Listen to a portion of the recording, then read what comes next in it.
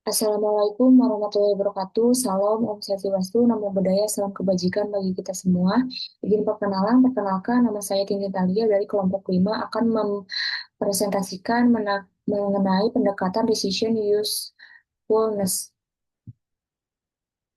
Profil perusahaan PT BEI Finance Indonesia Tbk atau BIEN merupakan salah satu perusahaan pembiayaan tertua dan terbesar di Indonesia, didirikan pada tahun 1982 dengan nama awal PT Manufaktur Manoper Leasing Indonesia. Sejak tahun 1990, BPI Finance menjadi perusahaan publik dan mencatat sahamnya di Bursa Efek Indonesia dengan kode saham BIN.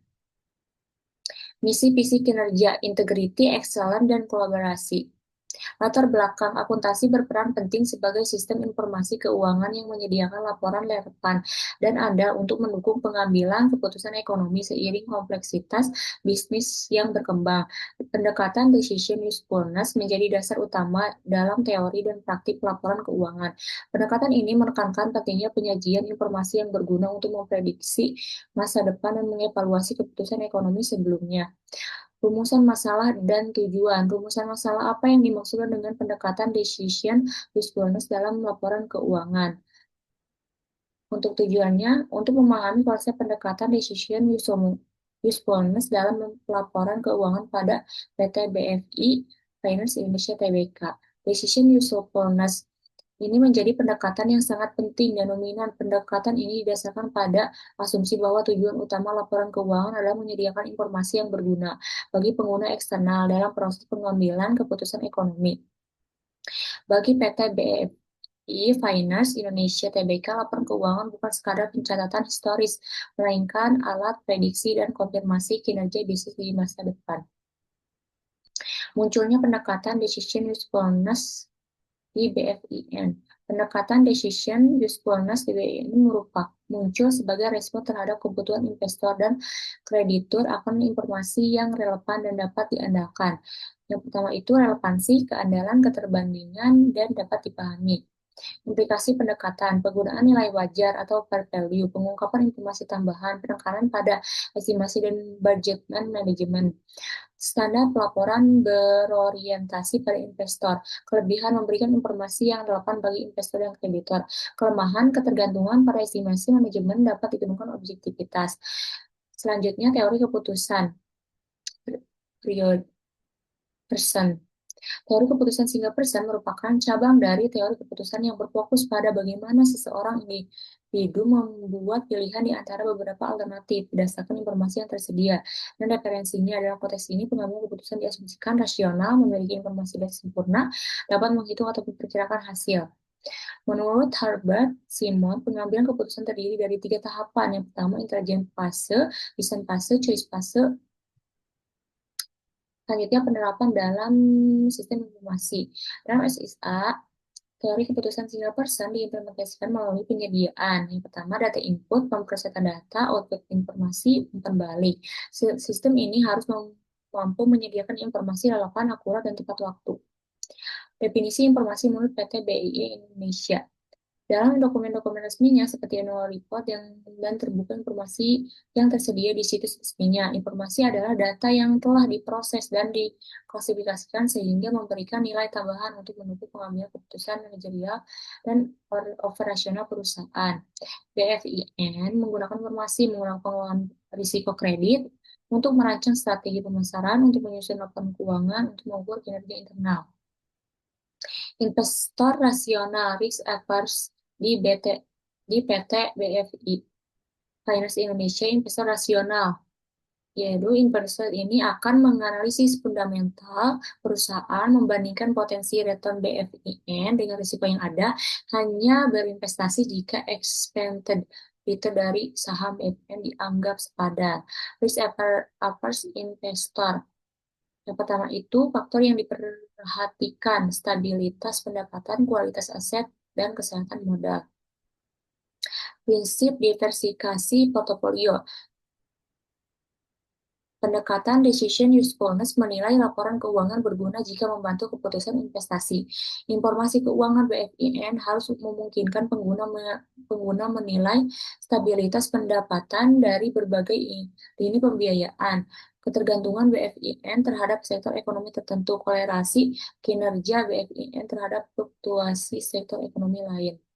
Aspek-aspek informasi yang mempengaruhi investasi. Yang pertama, kinerja keuangan historis, tingkat risiko operasional dan keuangan, diversifikasi usaha perusahaan, hubungan industri dan korelasi pasar, tantangan dalam implementasi BFIN, subjektivitas dalam pengukuran, keterbatasan dalam pengukuran kompleksitas informasi, signifikasi diversifikasi portofolio dalam ekspresi pasar di BFIN. Dengan menyajikan informasi diversifikasi yang memadai, BFIN membantu meningkatkan akurasi keputusan investasi, mengurangi asimetri informasi, mendorong efisiensi alokasi. Selanjutnya, reaksi Badan Akuntansi Profesional terhadap pendekatan decision usefulness. Yang pertama, reaksi Badan Akuntansi Profesional IASB, IAI, dan IFRS US GAAP. Adaptasi pendekatan decision usefulness oleh Ikatan Akuntan Indonesia mengadaptasi pendekatan decision usefulness dalam pengembangan PSAK untuk meningkatkan kualitas laporan keuangan yang relevan dan dapat diandalkan bagi pengambilan keputusan ekonomi. Kesimpulan dari presentasi ini, pendekatan decision usefulness dalam pelaporan keuangan bertujuan untuk memastikan bahwa informasi akuntansi benar-benar bermanfaat bagi pengguna dalam membuat keputusan ekonomi. Informasi yang relevan Anda dapat dibandingkan dan mudah dipahami menjadi kunci untuk menghasilkan laporan keuangan yang berguna.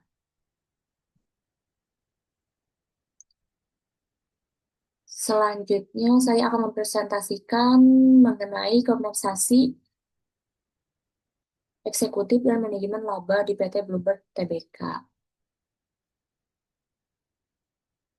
Latar belakang perusahaan ini lebih dari satu negara menjalankan bisnis internasional, yaitu perdagangan, investasi, dan pertukaran jasa atau produk. Perusahaan dapat memperluas jangkauan pasar, mengakses sumber daya yang lebih beragam. Pengantaran bisnis internasional perusahaan di lebih dari satu negara menjalankan bisnis internasional, yaitu perdagangan, investasi, dan pertukaran jasa atau produk. Peluang dalam bisnis, akses ke pasar global, diversifikasi risiko, peningkatan skala, peningkatan daya saing.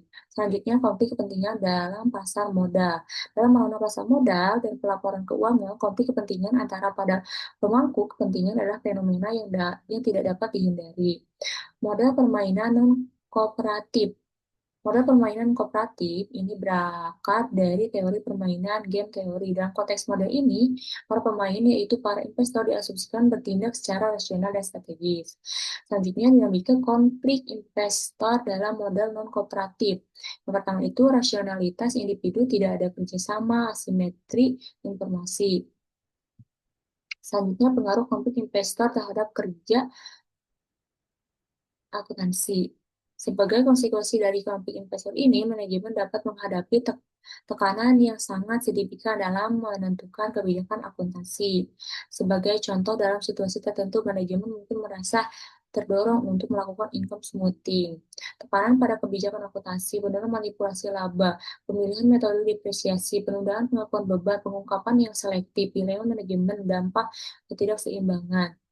Selanjutnya, konflik investor di industri transportasi. PT Bluebird Tbk menjadi contoh nyata penerapan model permainan kooperatif sebagai perusahaan transportasi dengan pangsa pasar besar dan beragam pemegang sahamnya.